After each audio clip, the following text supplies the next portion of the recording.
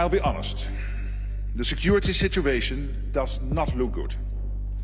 It's undoubtedly the worst in my lifetime, and I suspect in yours too.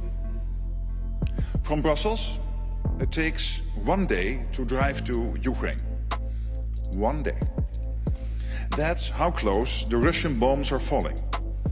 It's how close the Iranian drones are flying. And not very much further, the North Korean soldiers are fighting. Every day, this war causes more devastation and death. Every week, there are over 10,000 killed or wounded on all sides in Ukraine. Over 1 million casualties since February 2022. Putin is trying to wipe Ukraine off the map. He's trying to fundamentally change the security architecture that has kept Europe safe for decades. And he is trying to crush our freedom and way of life.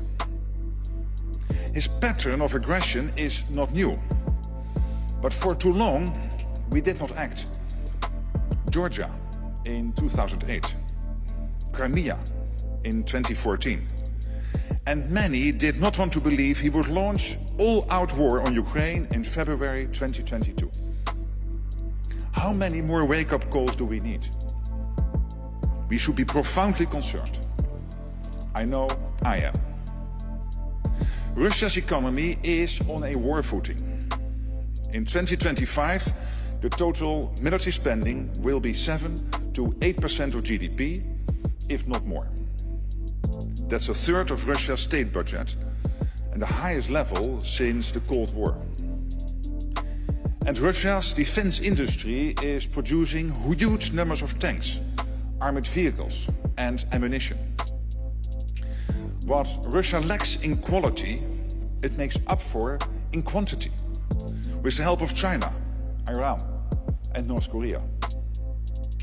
This all points in one clear direction. Russia is preparing for long-term confrontation with Ukraine and with us. Hostile actions against allied countries are real and accelerating. Malicious cyberattacks on both sides of the Atlantic. Assassination attempts on British and German soil. Explosions at an ammunition warehouse in Czechia. The weaponization of migrants crossing illegally into Poland, Latvia, Lithuania and Finland. Jamming to disrupt civil aviation in the Baltic region. These attacks are not just isolated incidents. They are the result of a coordinated campaign to destabilize our societies and discourage us from supporting Ukraine. They circumvent our deterrence and bring the front line to our front doors, even into our homes.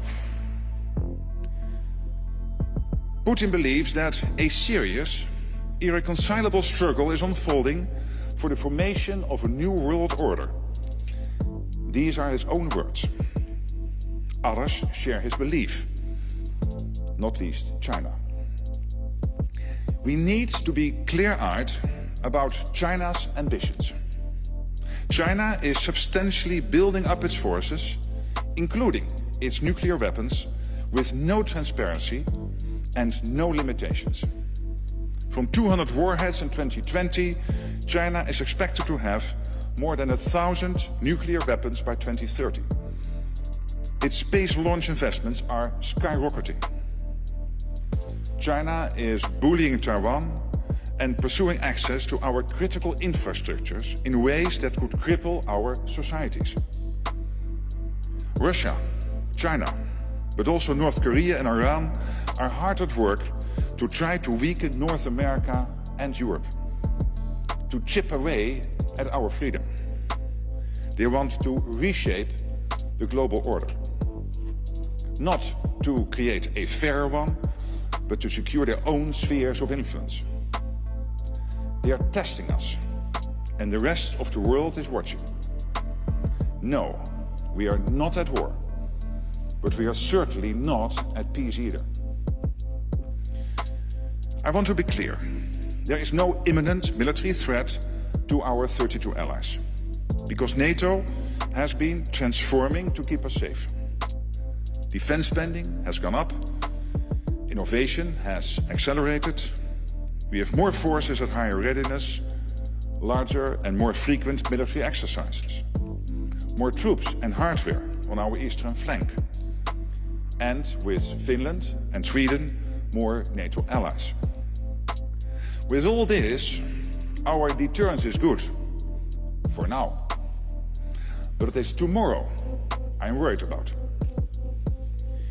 We are not ready for what is coming our way in 4 to 5 years. Danger is moving towards us at full speed.